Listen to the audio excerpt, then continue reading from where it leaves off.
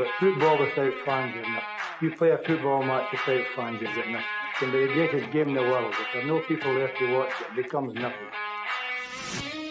And to Johnston. Johnson. And a ball by Johnson. Larson. Oh, he's in! Henrik Larsson! That is sensational! Nakamura! He has done it! Isn't that just typical? The game is over. The Rebels have won.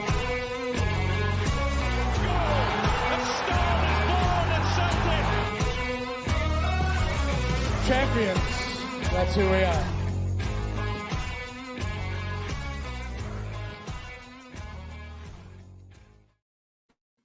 Hello, good evening, and welcome to another episode of the Jungle Gyms Tuesday TikTok. We've got a HD Paddy in the house, a new and improved scarier as well. We've got Atletico McGinty and What? How you doing? Good, mate. All the better for seeing your ugly mugs. I've missed you. Thank you very much. Thank you. To the viewers, thanks very much for tuning in. Hope you're all doing well. Hope you're all enjoying your Tuesday evening. I know that the Champions League kicks off later on. However, I hope you do prioritise us. Hopefully, we are your entertainment for this evening. It is a big week, guys. Talk of the town is the Glasgow Derby Cup final week. It's almost time to put on your war paint. The nerves are probably kicking in. Get the comments coming in. So on the menu for today, of course, we're going to talk about the Celtic and Sefco game this Sunday, 3 o'clock. How's the nerves, guys? How's the nerves? James, you're going to it, aren't you?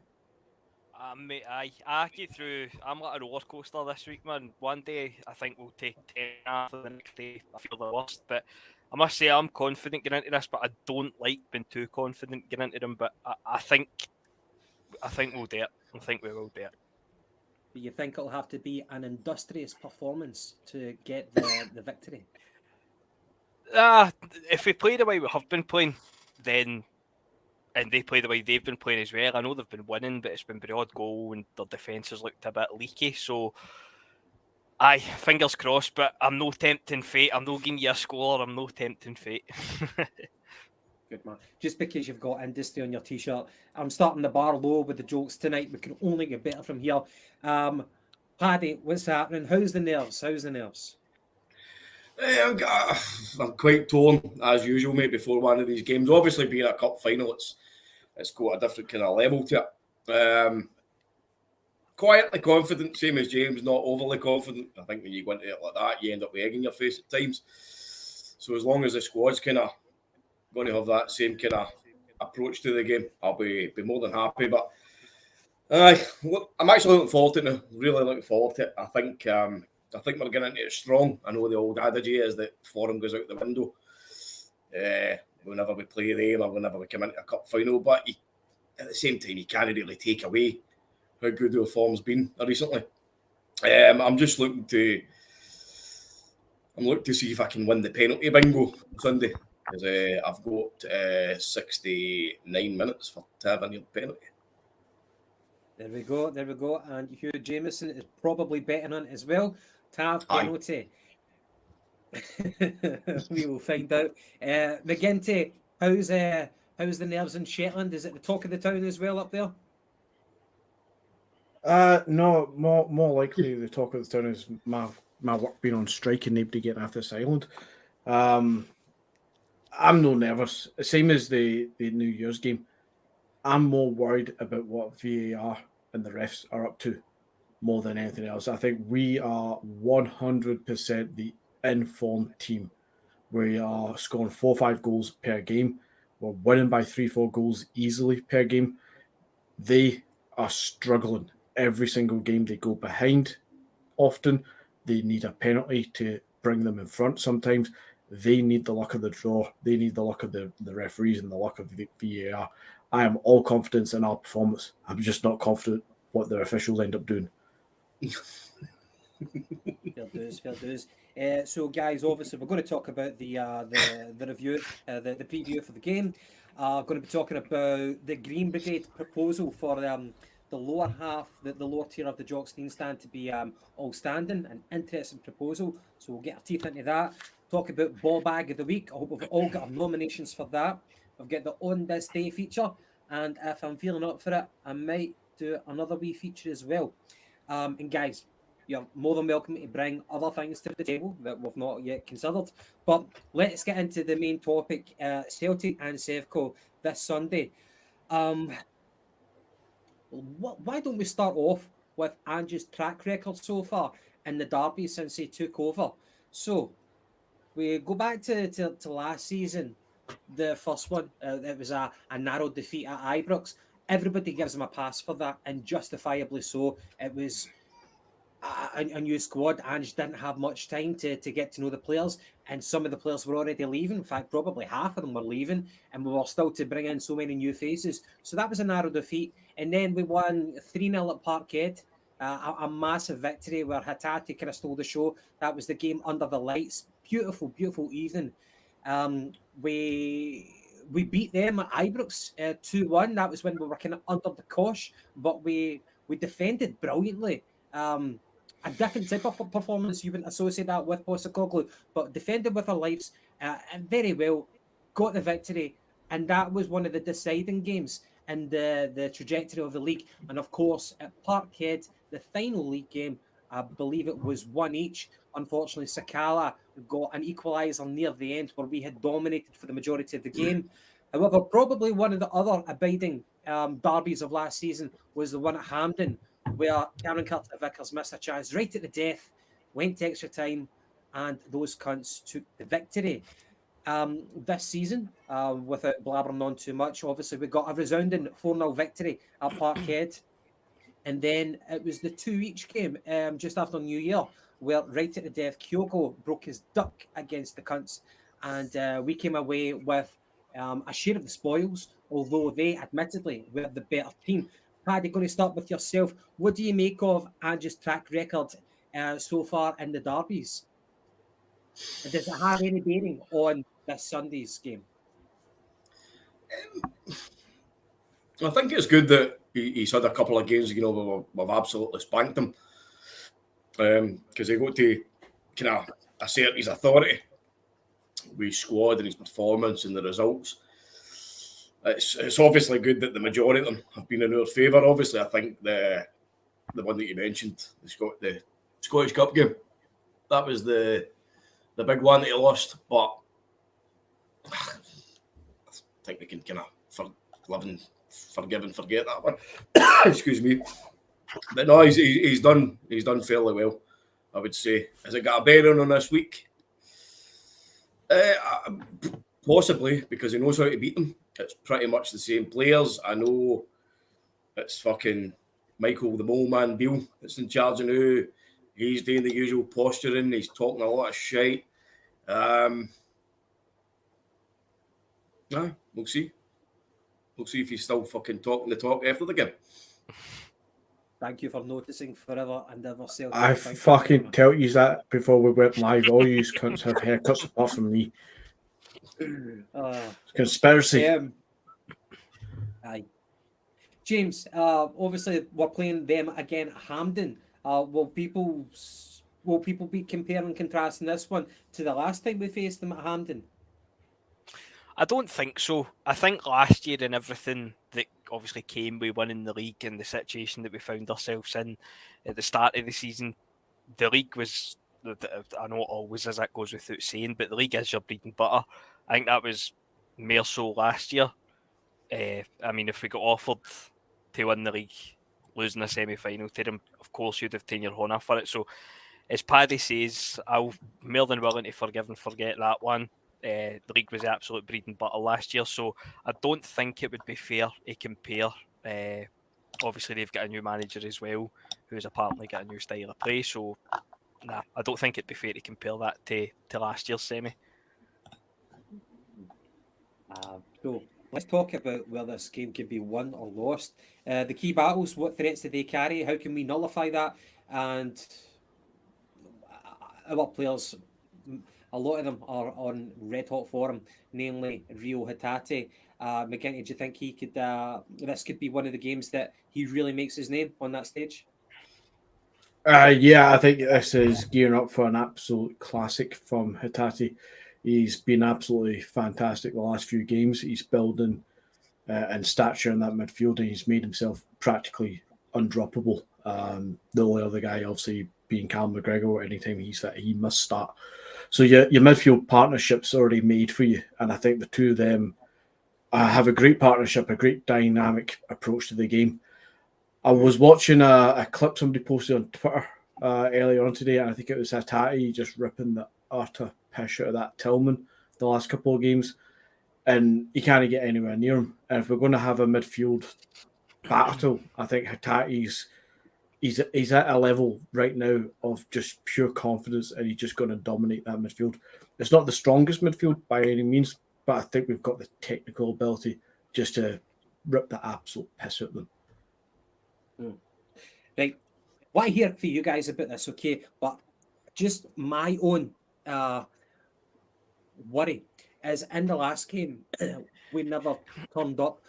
We turned up until Joe Hart made a cunt at one point, and it changed the momentum of the game, and we never managed to really take that back, and that annoys me because all the form going into those games, we can be in red hot form. You're raving about X, Y, and Z, all the players saying, oh, he can go for that amount of money. But then when we go into these games, one little thing like that can change the complexion of the game. That's what I really dislike. And I hate after games like that, whenever you have a tinge of disappointment, whenever you say, oh, well, we never turned up.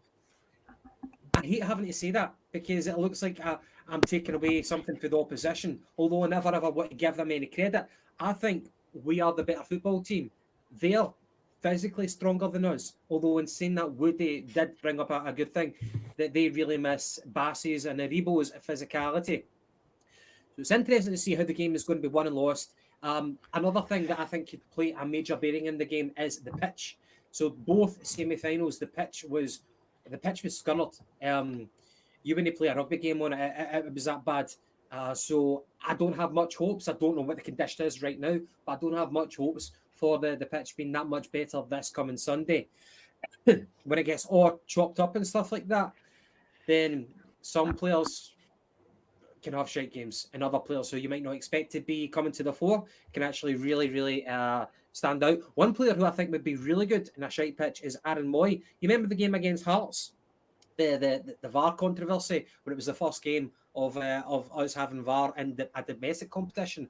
I thought Moy was brilliant in that game, and the pitch was horrible. It was raining and stuff like that, and his control was just so good that he was overcompensating with that, and he was getting the better of other people. Paddy, where are the key battles in this game? Where will it be won and lost? Midfield's where they try and dominate us the most. Obviously, listen, let's not beat about the bush, right? They have got threats on the park. I think your biggest threat that they've got is whoever it is that's in the VAR room, because I think you can honestly put your mortgage on it that they're going to get a penalty, and it'll be your man fucking Tavernier. They'll be stepping up to take it. I think if we... What? Hall of Famer. Hi.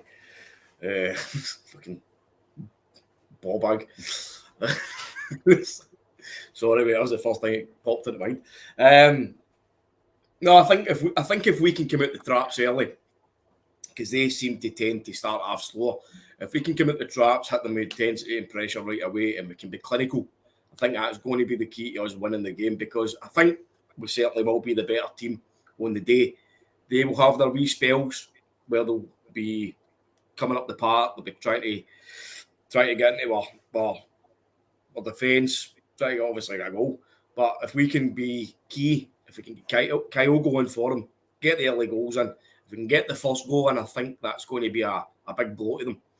An interesting one I seen the day was, I think it was Dasbo that put up the chat. Brian Laudrup was one of the guys that was saying, you know, the key for them to beat us is to target Starfield at all times. And I think that probably is something that they will do, because Carter Vickers is an absolute stalwart at the back. He's a colossus. There's loads of superlatives you could fling at him. But Starfelt's always prone to a brain fart, so he's going to need to play the game of his life thus far. But aye, if we can nullify their fullbacks getting forward, if whoever it is that's chasing Ryan Kent, if they can take him out of the game physically as well as tactically, that'll be a bonus. Hatate, if he's playing, needs to come in and command that area. I don't think I've got any worries about the likes of McGregor, Moy. I think will be the guy that plays beside they two.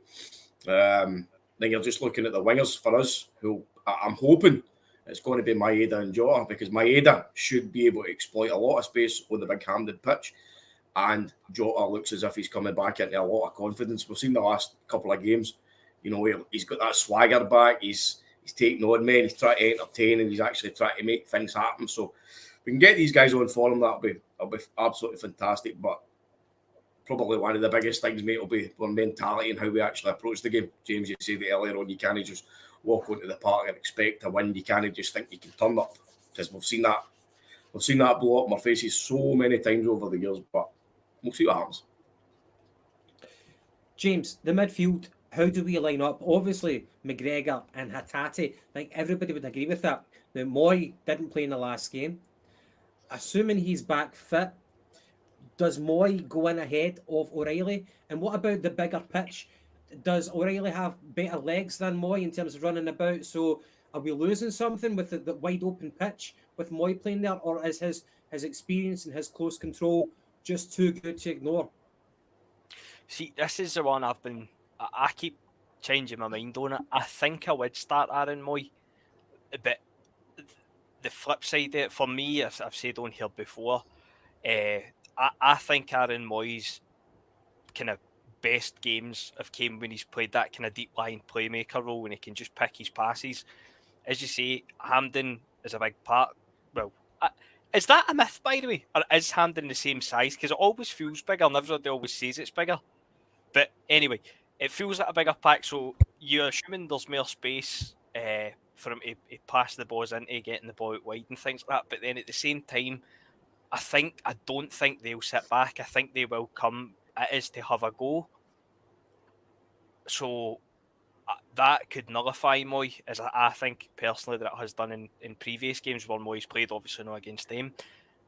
So I don't know. I keep changing my mind. But if you're asking me the new, I'm saying the midfield is Moy, Hatate, and McGregor. But if you ask me in an hour's time, I might have changed my mind again. I keep flipping. I think my team's settled apart for that. But I think up front I'd be going Maeda, Kyogo, and Abada. I think the decision to be made is between Jota and Abada as opposed to Abada and Maeda this time. So for me, the one decision that I keep tossing and turning on is Moy or O'Reilly.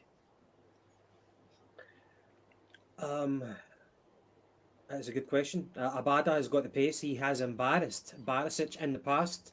However, has Barisic got over that mental hoodoo? Jota's got all the skill in the world, but how good is his tracking back sometimes on that big Hampden pitch? McGinty, for those kind of key selection points, who would you edge towards? I was reading this from Plunge earlier on, and I've got to say, I think that's 100% going to be the team. And I couldn't really argue too much about it. I'm still not sold on Aaron Moy being as great as we kind of need him to be, but he has been playing in some good form in the last few months as well. So I think Ange starts him in that midfield three, and I think he also takes Maeda and Abada. I think Jota probably starts to get dropped. I see what Paddy's saying about he's kind of started to show a wee bit more, but overall Jota's just not really been at the top of his game. So I personally would start, and I think he might, for a little change, just to switch it up against them, because they'll be expecting Jota, I think. And like he says, they're going to target Starfelt. They're going to expect Jota. They're going to think that Jota's not on top of his game. But I think we'll start with Abada and Maeda and just run at them. Get the use of the width of the pitch. run down the flanks, cut it in, and kind of try and support Kyogo in that way that we've seen so many goals in the last season and a half, where it's that kind of cut across the face of the goal into the 6-yard box and see Kyogo getting on the end of it. What do the viewers think? Let us know. Is Jota going to start? Somebody had said, could Ange throw a curveball in and play up front with Kyogo in the number 10 role? I don't think O will play, but can he throw in a curveball? It's a fair point, a fair opinion. Would O start? Does offer that physical presence? How would he respond to the kind of pressure cooker atmosphere of a Glasgow derby and a cup final? It's a big one to get thrown into. But can we see any curveballs being thrown into the mix? But again, from the viewers, let us know, is Jota going to start or not? Would you prefer Abada or him? Paddy, where do you stand in that matter? No, Abada on the bench for me. I think he's not what I think about Abada. I think he's, as a winger, I think he's one of the worst players at the club. What he does do well is he finds a space when he's allowed to go kind of more central. I know he's done it against them before.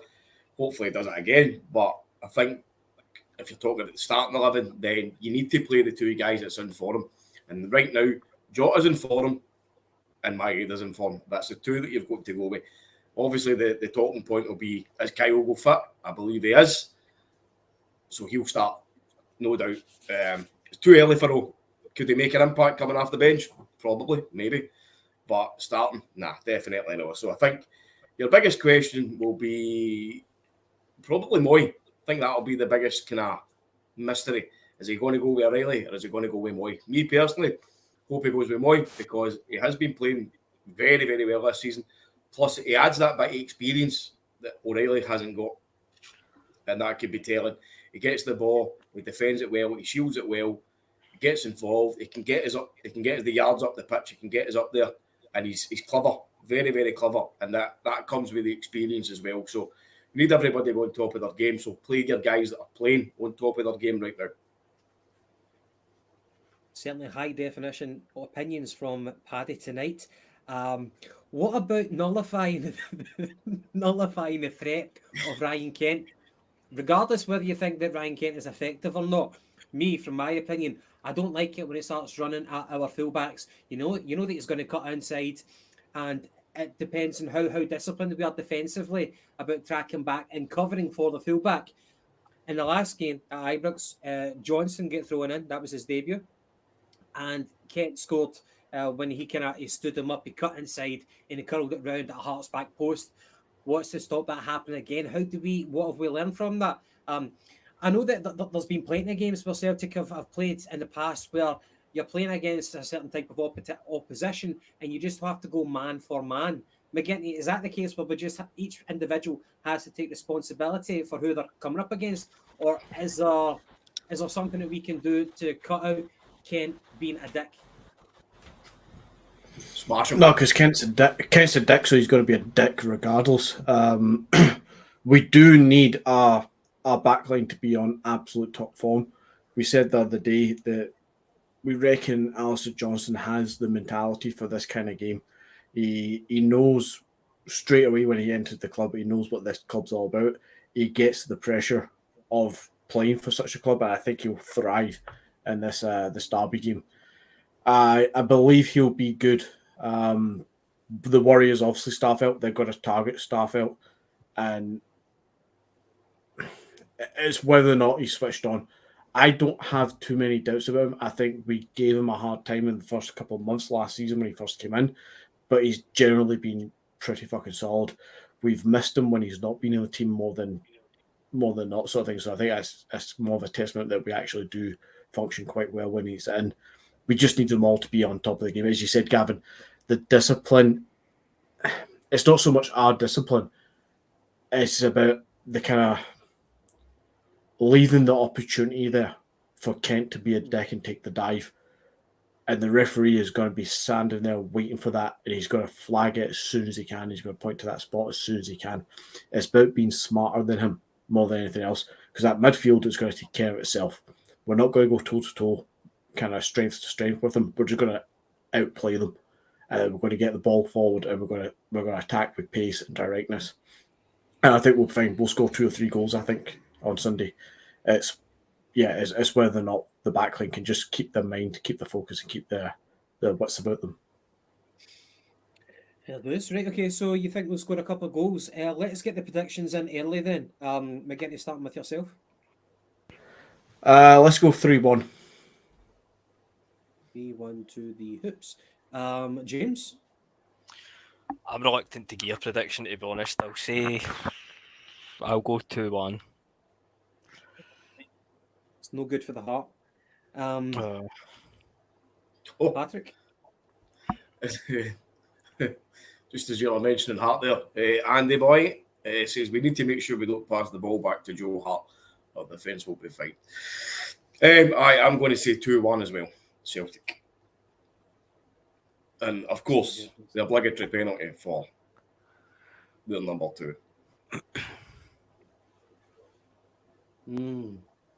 And are any of you thinking it might go to extra time? Only who was it? Was Frank Brennan thinks it's going to go to extra time. Let's see if I can pull your comment up with it. There we go. Yes, Frank Brennan. Extra time and penalties is a frightening reality for Sunday. Totally in keeping with my prediction of it being one long, hard battle. No. Some of us have our limitations. Can't do that, man. Can't do that. Right, okay, I'm going to predict a Celtic win. I think you have to. And I'm going to go for 3-0. 3-0 Celtic. 3-0. If I'm actually feeling that on Sunday, that's an entirely different story. But 3-0 is Celtic. 3-0. Where are you guys watching it? James, obviously you're going to it. McGinty, you watching it in a local boozer or what? Not actually 100% sure. I've not made any plans, so the chances are I'll just watch it at the house, then come on here and do the podcast afterwards. Good stuff. Good stuff.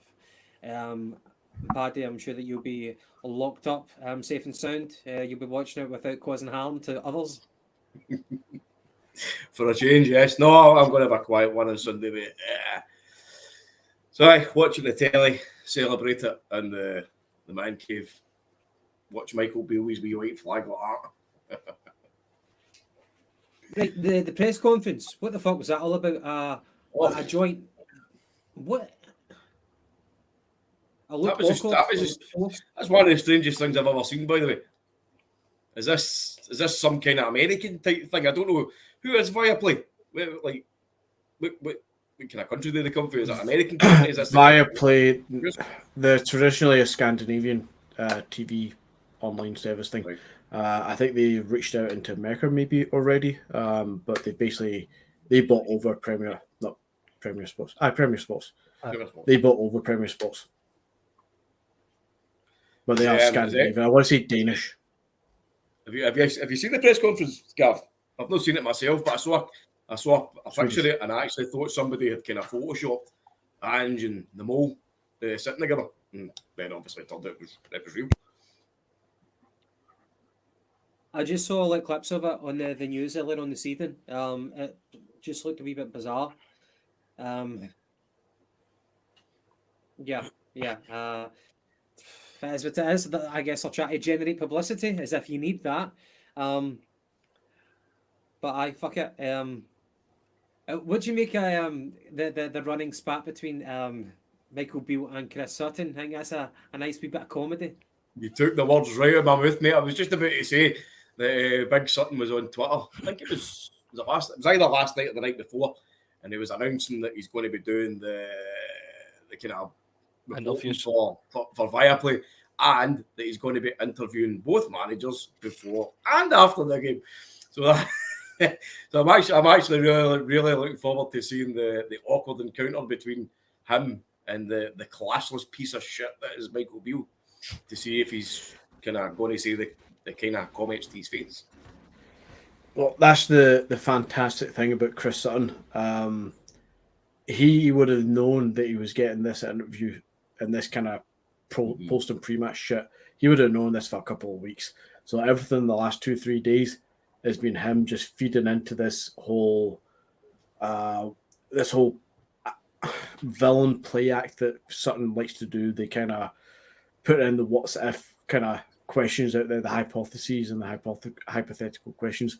And he's went fishing with Beale and he's caught him massive big time. He's lured him straight into it and Beale's went ball deep into this one, calling out Sutton, doing all this, or he who shall not be named and all this nonsense. It's absolutely hilarious to know that Sutton's done it to build up this coming game and his own marketing and his own PR to basically big up the tension for this. Knowing very well he's roped Beale into it. He's not even had to do anything with Ange. He just knows he's got respect for Ange. Ange's got respect for him. He knows he's going to get a good interview, but he's reeled Beale right into it and he's played him an absolute blinder. The best one I seen was a wee tweet he sent. I actually think it was back last week when it just kind of kicked off, and somebody had tweeted Chris Sutton saying, "You know exactly what you're doing with Michael Beale, blah blah blah," and Sutton just replied, "Aye, he's making a mountain out of a molehill." That's a nice wee subtle dick. I like it. Right, okay. On this day feature, why don't we talk about that before moving on to other topics?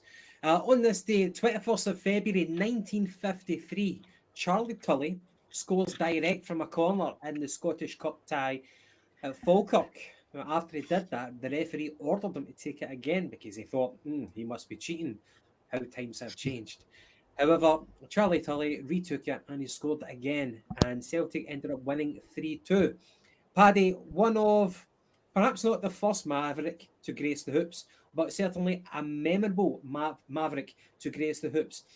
Charlie Tully his name has stood the test of time, and obviously because we're talking about it right now, many stories of Charlie Tully. We bought him from Belfast Celtic, I believe.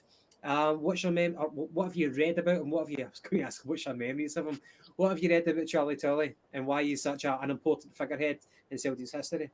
I think my first ever memory of Charlie Tully was the pub in Motherwell called Tully's. Getting took up there as a wee fella going to the games and that. But no, listen, when you speak to the older generation, watch the games, and they all talk about Charlie Tully, you get guys this day like Jimmy Johnson back in the day, guys like Lubo, guys that could do stuff with a ball that was kind of like a magician.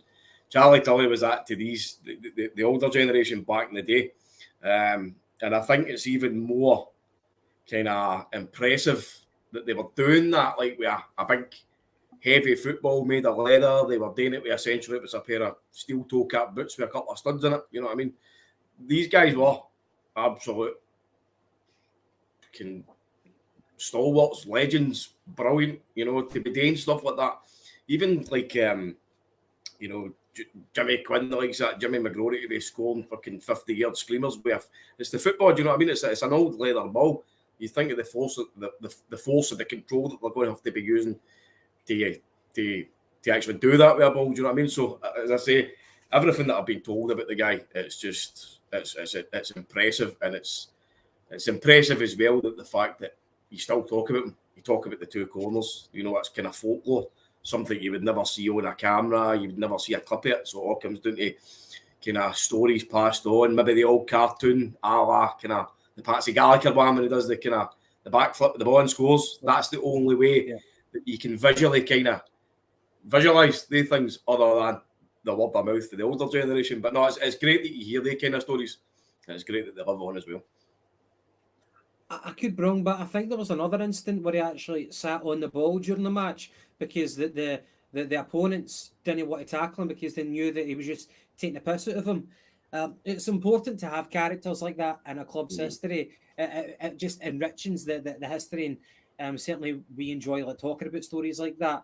McGinty, some whippersnappers nowadays might throw the accusation out that the older generation couldn't hack it in today's modern football because the game is faster. You have to survive in a better diet. Players are bigger, stronger, smarter. Tactics have evolved. What would you say to that in players, legends of yesteryear, and how do they fit in today? Without being that guy who's going to overanalyze this shit. I think most of them would fare quite well. If you take the fact that they would adapt to the modern diets, they would adapt to the lighter balls, they would adapt to the slicker pitches that we've got. If you go on and say that the older guys back from the 60s, 70s, 80s can survive today against the top end players in the world, then you have to say the same in the reverse.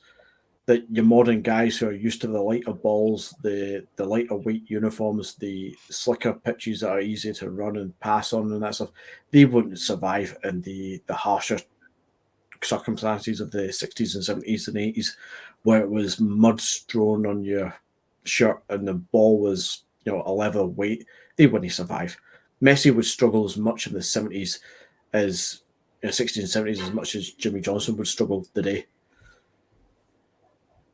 Aye, it's a fair point. The accusation can be thrown both ways. The players nowadays might not survive back then, but perhaps I think they all would. It's just a case of adapting. It's your environment. It's what you grow up in. Exactly. You adapt it. If you've got the talent, then cream will rise to the crop, as we would say. Aye. I mean, if you threw Jimmy Johnson into the modern day as Jimmy Johnson was back then, the lads, the Lions were away on holiday in America, drinking the beers, having the cigars and stuff like that, and a day later playing a football match against Real Madrid or whatever. If you're going to do that, yeah, they're going to struggle. But the chances are, if they're modern footballers in modern times, they're going to be looking after themselves. So, you have to adapt to it each way. 100%, mate. 100%. Guys, right, we've got, unless there's anything you guys want to talk about, let's move on to the proposal from the Green Brigade about they want to expand the standing section. And before we do that, as Woodsy says, as Billy Connolly said, World Cup 78 players culling the ball. Charlie Tully was doing that in the 50s. Indeed, they learned from him.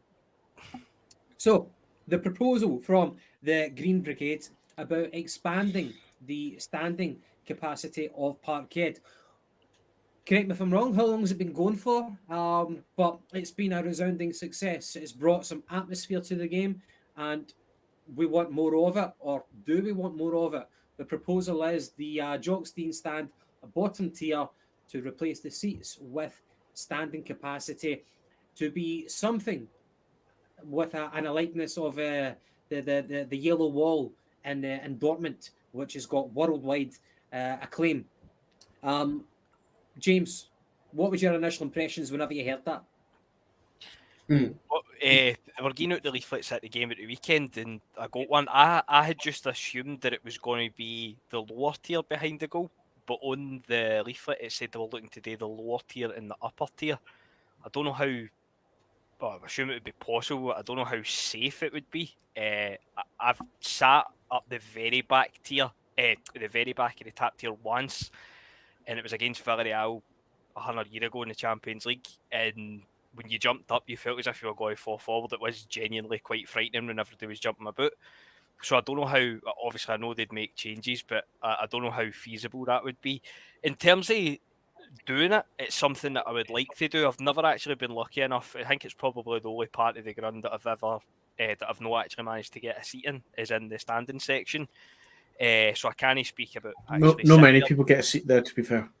Aye. No, but I just mean even just kind of swapping tickets and things like that. I know people that sit in it, but they've never actually offered a swap. So, but no, in terms of doing it, it's something that I would like to see. I don't think it will happen for one reason or another. I know there's 20 to 25,000 on the waiting list now. But I mean, if we look back to Ronnie Dyer times, sorry, I was just going to go into about I seen talk extending the standard, extending the capacity as well. But as I say, if we go back to Ronnie Dyer times, and I mean, it was by and large it was empty, and we had the banners or the seats up the top. So times do change quickly. I would like to see it, but I just don't think it will happen. Maybe they'll expand it a wee bit, but I can't see it happening for the full weekend. It's a fair comment. There would have been a time where you thought it would be unthinkable that standing would be brought back to football stadiums after what had happened. But Paddy, with health and safety, if we could navigate our way through, the kind of logistics of that. What do you think it could do to the atmosphere at Parkhead? Well, I think the only kind of logistical issue with the health and safety is the upper stand being turned into a standing section, which listen, there's no chance that will happen. Not a chance in hell. As for the bottom section, very, very feasible. It's been done in the north curve corner. So there's nothing to say that, you know, we couldn't put it in place, that we have a standing section. Obviously, there's going to be issues with potentially maybe people no wanting to move because that's been their seat for years. They're maybe getting older now. They're maybe, you know, enjoying sitting at the game, having a wee clap every now and again. But for me, if you ask me, I'm generally just to the left of the Jockstein stand, so I would be hoping that I would be including in that because I'm in the bottom tier. But no, I think it would be absolutely tremendous, mate, honestly, because you think about it, right? If you're sitting at the game, then you're comfortable, right?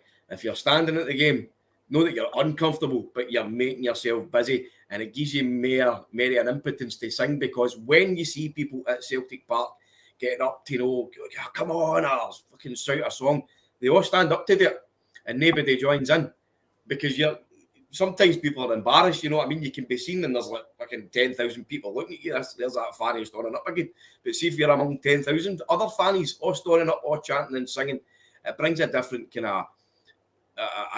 of atmosphere and a different kind of situation.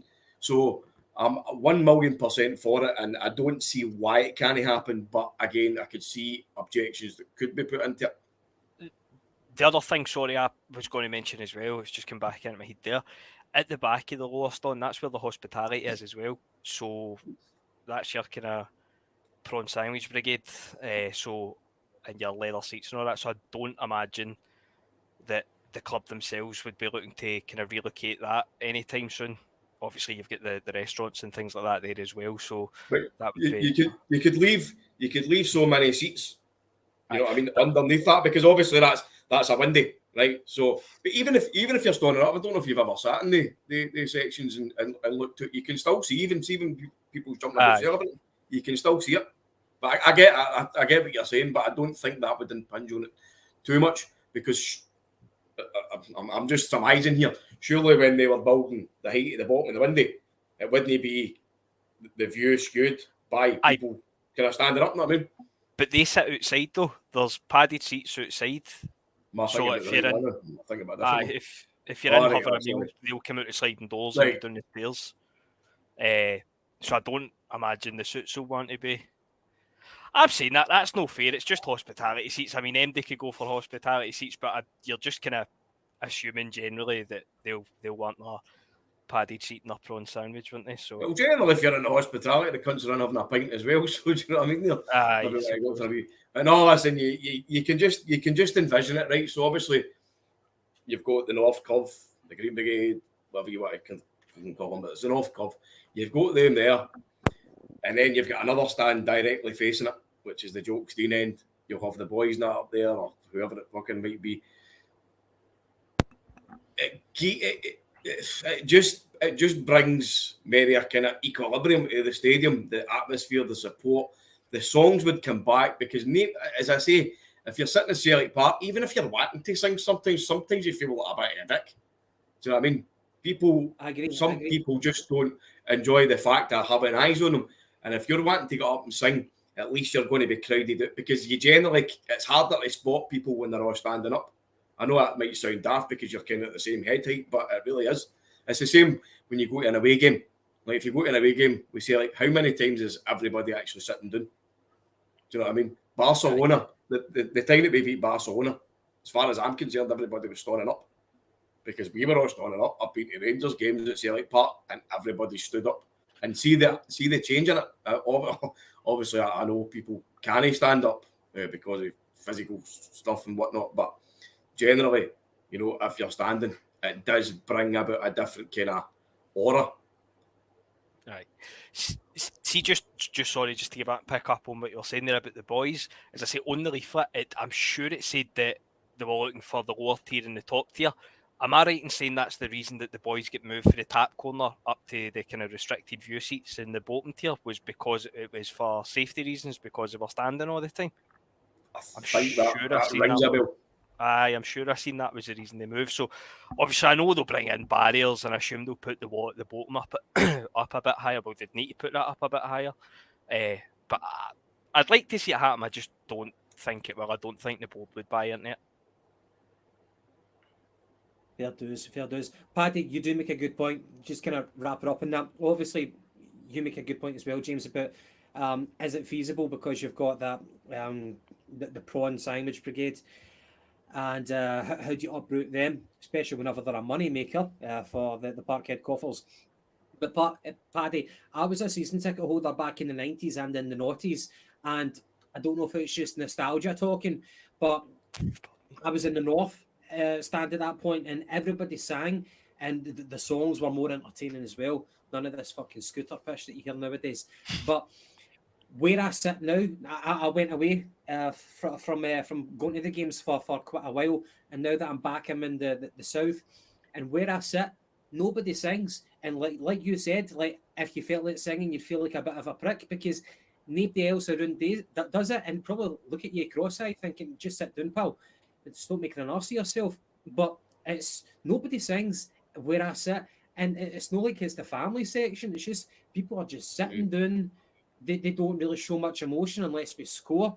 And it's changed days. I don't know if that's like part of me getting older as well. Like, I'm a hypocrite because I'm not singing. Not that I would galvanise the people around me to sing, but it's just different. And as you said, if people were standing, it would be a different mentality for a football supporter. And can I bring you back to how it should be as well? So I think both of you make good points. It is, mate, and it's not even so much that, right? Obviously, this having a standing section doesn't just totally magically change everything and make people sing, but it will make them want to sing, I think, because it gives them a wee bit more freedom. Because if you're sitting down or if you're standing up, it's two different total factors.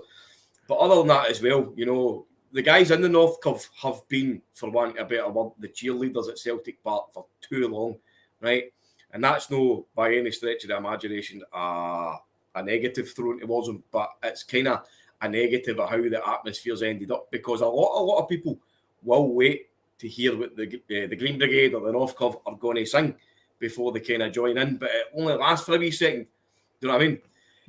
If you have more atmosphere, it just builds the noise, it builds the fear factor. If you're coming to like Real Madrid, see if we had another standing section when Real Madrid came to town, they would have shat themselves to some extent, right? Because it's the wall of noise. That's what they're talking about now. They want the wall of noise. They want the wall of colour. Look at how the stadium erupts, right? Obviously, first and foremost, when Celtic score a goal, an important goal, the stadium goes nuts. There's very, very little people sitting, other than obviously people who can't and don't have the ability to stand up. Everybody's on their feet and they're shouting and cheering. You don't really get the same feeling if you're sat in your plonkers doing it. Do you know what I mean? And like, even when the North Curve boys are doing the "Come on, you boys" in green, it goes back around the full stadium. It erupts. I just think an extra section would help the guys out, because they've done absolutely fantastic over the years, being the de facto cheerleaders, and it would just raise the roof. So I am all for it. Again, as James says, the logistical issues is going to be could potentially be an issue, because some people might not want to move seats, which is their right to do, especially maybe people that's been there since the start. Whatever. People pay for their seats, so it's their right to choose. But I would like to think that the majority of them would opt for it, as long as they're happy being there, and as long as other sections are not just automatically going to move into their seat and they have to move, then that would be an issue. I would be against that as well. Good points. I love your passion, Paddy. I really do. McGinty, going to try out a new segment of the podcast. It could actually be shite, or it could be all right. It's going to be a quick fire round. I'm going to throw some phrases at you, and I want to hear your initial thoughts. Just going to fucking go for it, man. Look, it could be shite, it could be good. Like a word association thing. Yes, word association thing, or whatever. Just in a few words, what your thoughts are. So, going to start off. Best left-footed Celtic player.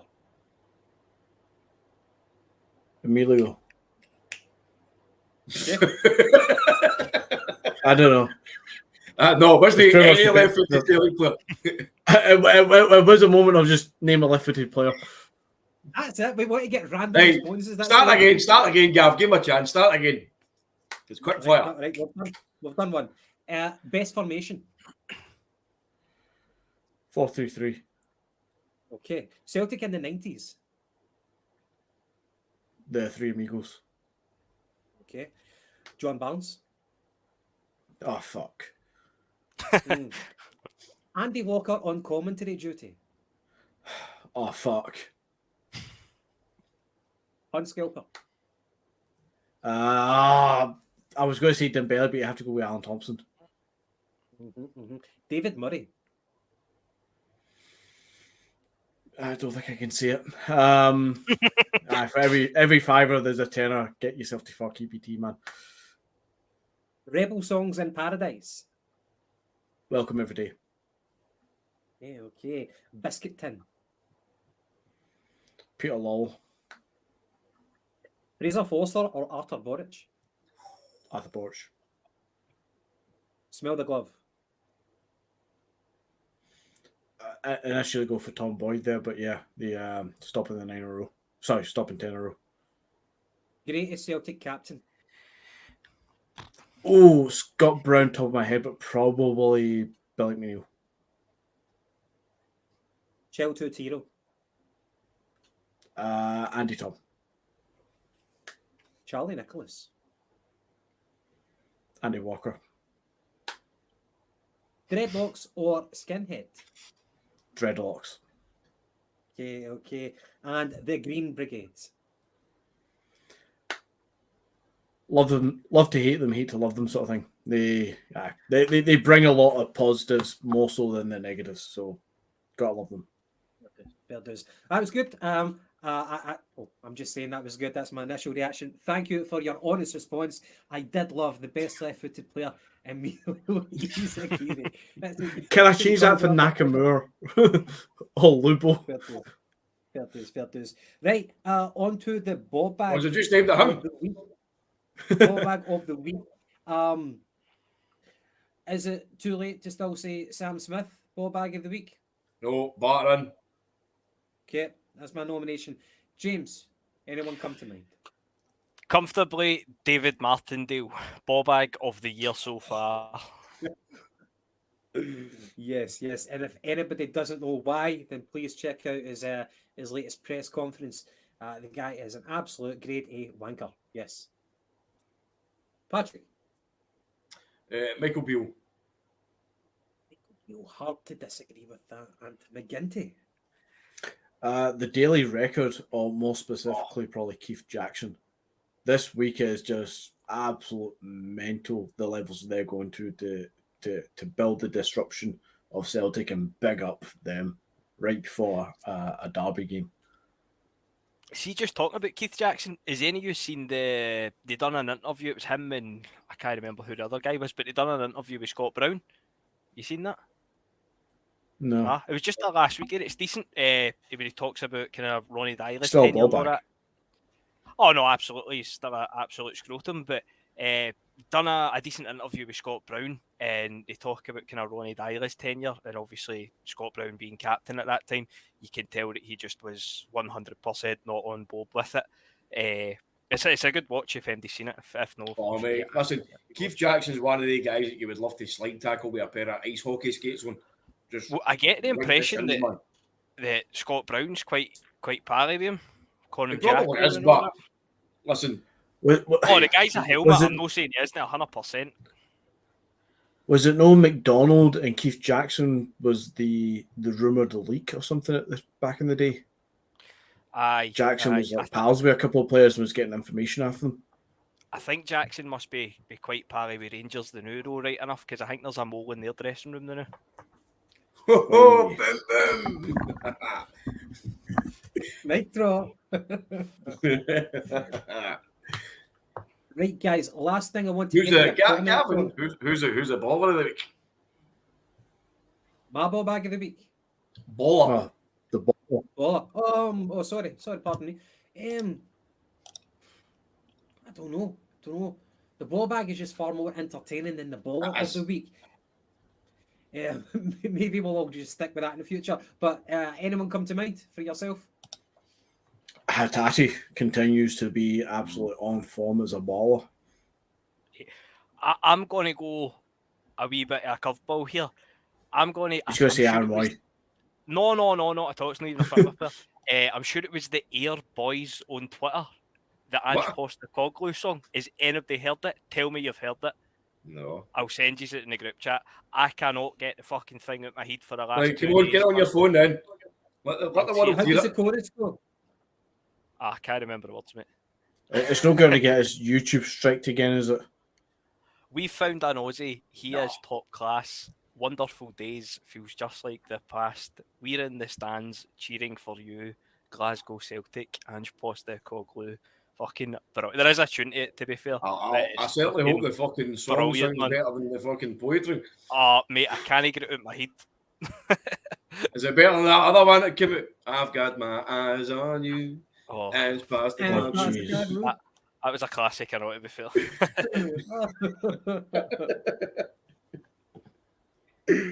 Aye. Speaking of Postecoglou, there was an interview for Chris Jullien. I don't know why the guy is still getting airtime. By the way, yeah, that'd be another one. Bellend, ball bag of the week. Them two. Chris Jullien was interviewed when he was talking about his relationship with Ange Postecoglou, and he was basically saying that he is one of the best trainers that he'd witnessed, but the man himself, we just didn't click. He spoke about broken promises where he went up to Ange and said, "Will I get any game time?" And Ange said, "Well, whenever we become champions, I'll let you play." However, that didn't materialise. And saying that, we never had that many games after it became mathematically impossible. I think he's been a wee bit difficult, but I'll leave it up to you guys to hear what you think. I don't think anybody would disagree about the reputation that Postecoglou's got in terms of he's an outstanding coach. But in terms of clicking with the guy, liking with the guy, is that a prerequisite for a manager? Do you have to actually like him, McGinty? No, but you probably have to respect him. And judging from what Jullien was saying, I think he does respect him. The point I like taking from it, and I took a positive from what Jullien was trying to say, and that he recognised he was out for a period of time, and when he came back in, Ange didn't stand around waiting for him. He'd put in motion what he was already doing, and he was way down the line. And Jullien just never was getting back up to that point. Even once he was fully fit, you had Starfelt and Carter Vickers in top form. He was never getting a look in. He recognised that himself by the sounds of it. And Ange, as we know, and it's a great trait, is not going to just drop stuff for sentimental values and shoehorn people in just for the sake of it. He's going to put the best team out that he can and win every game that he possibly can. It's a shame for Jullien because generally I think he's a quality player. He's not the best defender we've ever had. In fact, Carter Vickers head and shoulders above him. Is he better than Jullien? Possibly. But the partnership they built up, he was never going to get straight back into it. It was best for both that he moved on at the end of the day. And I think he showed enough respect to acknowledge that it wasn't because he was poor that he didn't get back in. It's because the team just went way far forward that Jullien was just never getting another look back in, and that's just the way football was. Paddy, perhaps I'm being a wee bit harsh on Jullien here. What was your impressions of the comments? There was obviously a wee bit of insight into it, which I was quite happy to see. Obviously, it was only one-sided, but I think, obviously, as McGinty was alluding to there, the guy was out for nearly 2 years. I think by the time that he returned to action, I think he was 29 going on 30. So, you know, when you're out for that long at that age, it can be hard to come back to the same level as a player. But by the time that Jullien had come back into the squad, Postecoglou's trying to put in this intense, you know, kind of club team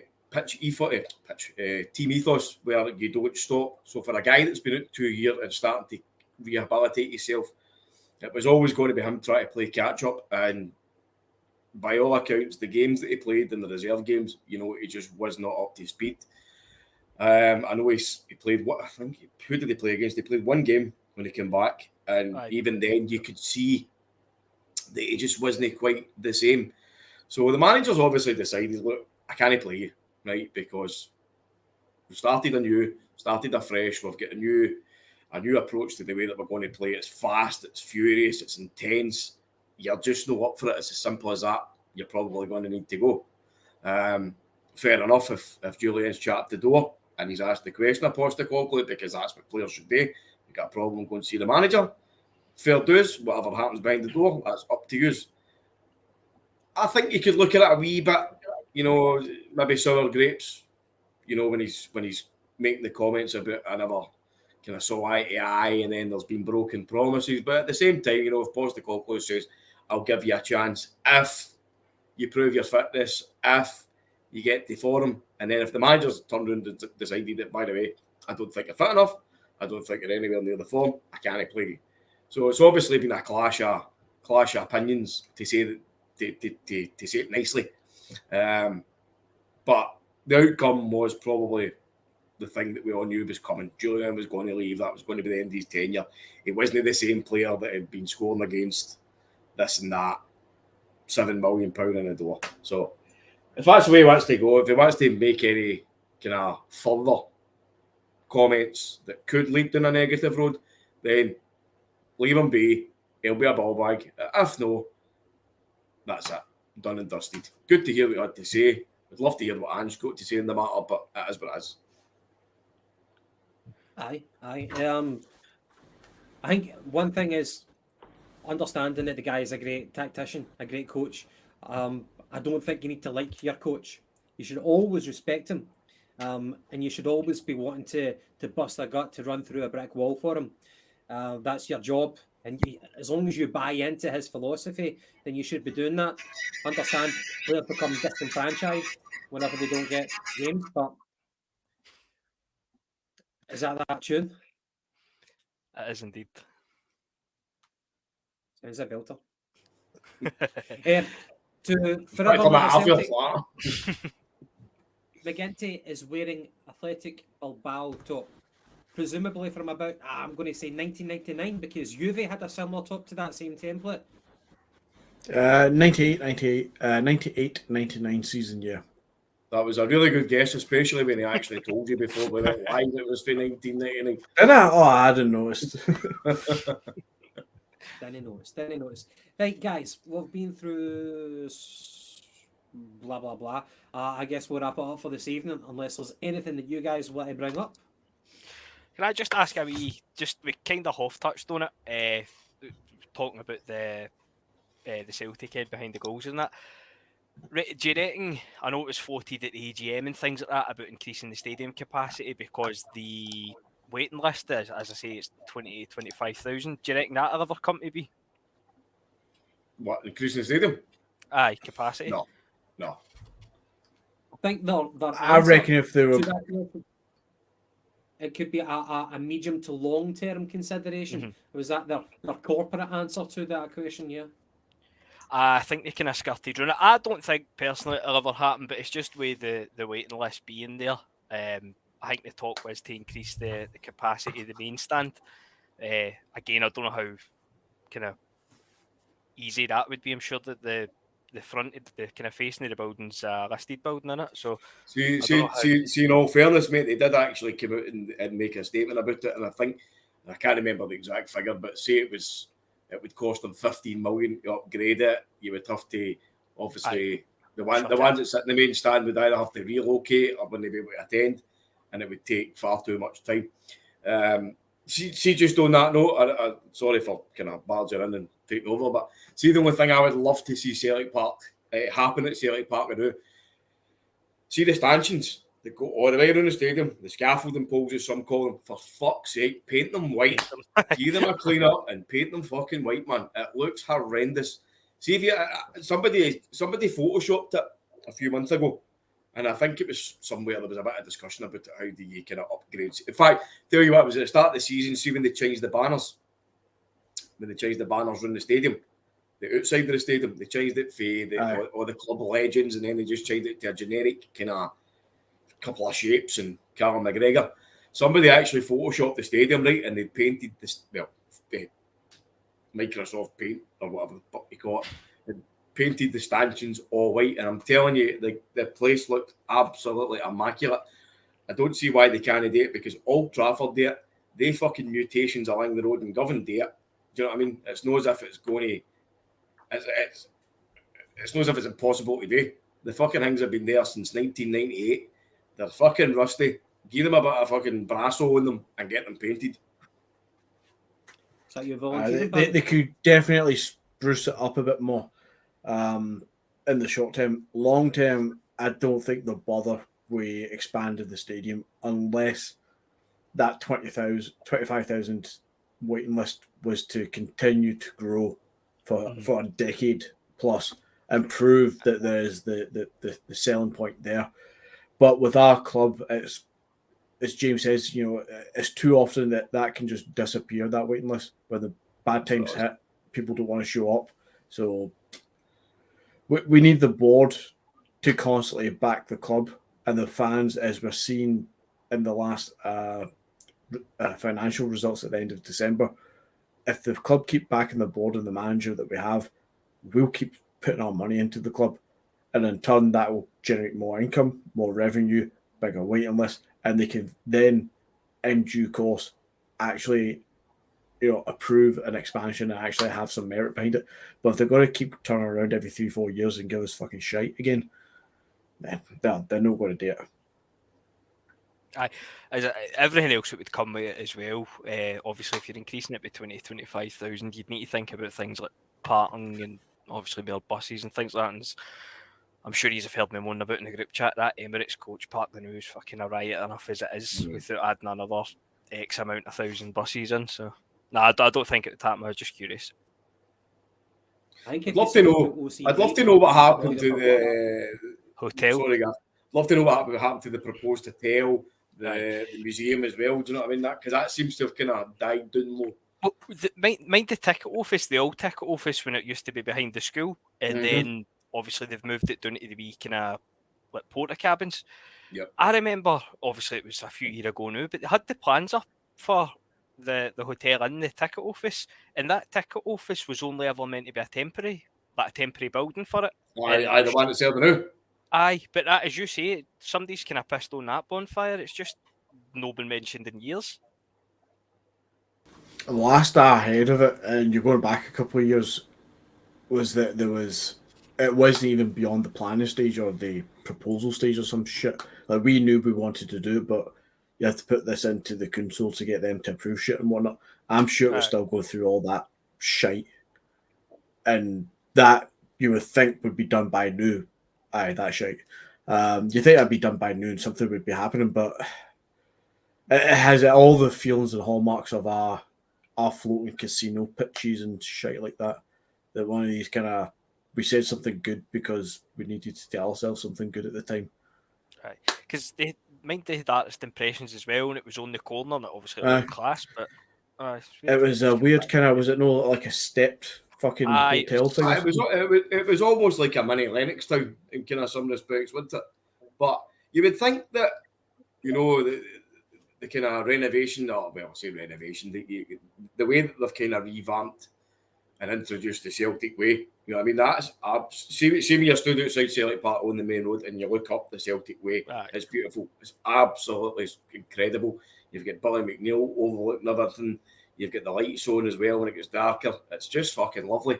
It would just be so much better if we had these things in place and just spruced up the stadium, paint the fucking steel, get a museum up, stick up a hotel. I know that sounds quite maybe I'll just do that, but we can do it. And sorry, Gav, just wait. I'm on a wee bit of a fucking tangent. I know McGinty's away there. So just for all the guys watching, before Gav comes in and does his kind of outro and that. Again, love the fact that he's still on, watching, subscribing. Aye, I'm still here. You get the truffle shuffle off McGinty. That dancing. Aye, again, people that are constantly on, commenting, sharing the page, chatting away, liking, subscribing, all the people on Spotify as well. Big, massive thanks to them as well. A couple of months ago, we had our first kind of milestone in terms of viewers. We've got past that 1,000 subscribers mark. And I think it was the last podcast actually that you guys did. It was the Aberdeen game, the post-match. I remember that. Aye, post-match. So that sent us over the 100,000 views threshold. So maybe not much to some, but it's a good wee personal thing for us. So everybody that's been there along the way, thank you very much. So when are we doing the Manscaped adverts? Surely all roads lead to the Manscaped adverts. Fucking soon, mate, because my last ball razor's fucking conked out. Well, I was going to say, we've all had a haircut, so we're just waiting in McGinty, getting that the green light, aren't we? All right, well, let's get it on board. I'll use it next week. We'll come back with a fresh cut here and a fresh cut there. That would be a good on this day, wouldn't it, in 20 years' time? And on this day, McGinty shaved his pubes live on. Charity. Liverpool We'll charity. Real Madrid, by the way. 1-0. Oh, for fuck's sake, that's the last thing you need. Yeah, it was that big. Right, The day that anyway, Messi boys. scored. Anyway, I guess we'll wrap it up for this evening and let everyone watch the Champions League if they care to. But aye, thanks very, very much for tuning in. We will do a post-match after the cup final on Sunday. Hopefully, we will be smiling. McGinty, you said 3-1. James, you said 2-1. Paddy, you said 2-1. And I said 3-0. Will we be feeling as optimistic on Sunday morning? Who knows? But we'll be back on Sunday afternoon to do the post-match. And fuck, man. Fingers crossed. Aye. Yeah, jeez. Right. Cheerio. Good night. Here, lads.